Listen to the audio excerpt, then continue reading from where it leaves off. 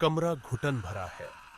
हवा में अनकहे शब्द शीशे के टुकड़ों की तरह तैर रहे हैं, नुकीले और खतरनाक। वह तुम पर चिल्लाता है। उसकी आवाज एक तूफान है जो तुम्हें तोड़ने के लिए बनी है। हर शब्द एक पत्थर है जो तुम्हारी आत्मा पर फेंका जा रहा है। तुम जवाब दे सकते थे, तुम लड़ सकते थे, तुम भी चिल्ला सकते थे, लेकिन तुम नहीं करते। तुम एक अलग रास्ता चुनते हो। तुम चुप्पी का रास्ता चुनते हो, और तभी सब कुछ बदल जाता है। उसकी दुनिया कांपने लगती है। यह कोई साधारण चुप्पी नहीं है, यह एक हथियार है, यह एक आईना है। आज हम चुप हो जाने की डार्क साइकोलॉजी के बारे में बात करेंगे। यह सिर्फ शांत रहना नहीं है, यह एक जानबूझकर की गई कार्रवाई है, एक मनोवैज्ञानिक चाल जो सामने वाले के ईजीओ को भूखा रखती है। समझो, नार्सिसिस्ट और मैनिपुलेटर एक खास चीज पर जीते हैं, तुम्हारी प्रतिक्रिया, तुम्हारा गुस्सा, तुम्हारे आंसू, तुम्हारा डर। यह उनका ईंधन है। जब तुम उन्हें यह ईंधन देना बंद कर देते हो तो उनकी मशीन बंद पड़ जाती है, उनका इंजन ठप हो जाता है। तुम्हारी चुप्पी एक खालीपन पैदा करती है, एक ऐसा शून्य जिसे वे नियंत्रित नहीं कर सकते।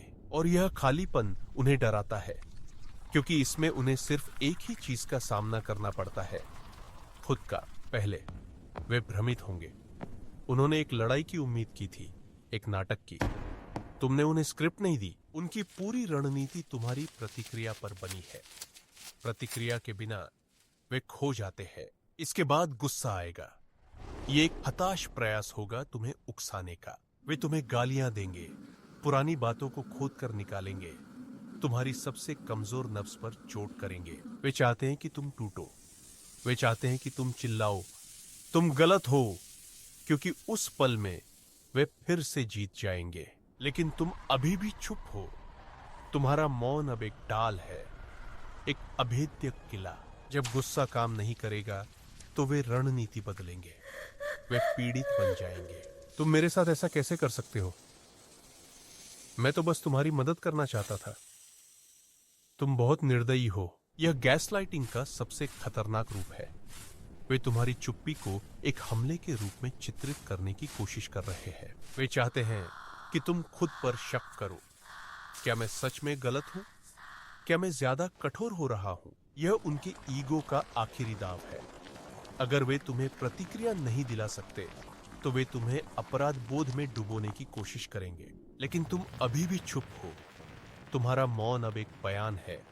यह कह रहा है, मैं तुम्हारा खेल नहीं खेलूंगा। और अब आता है अंतिम चरण, टूटना।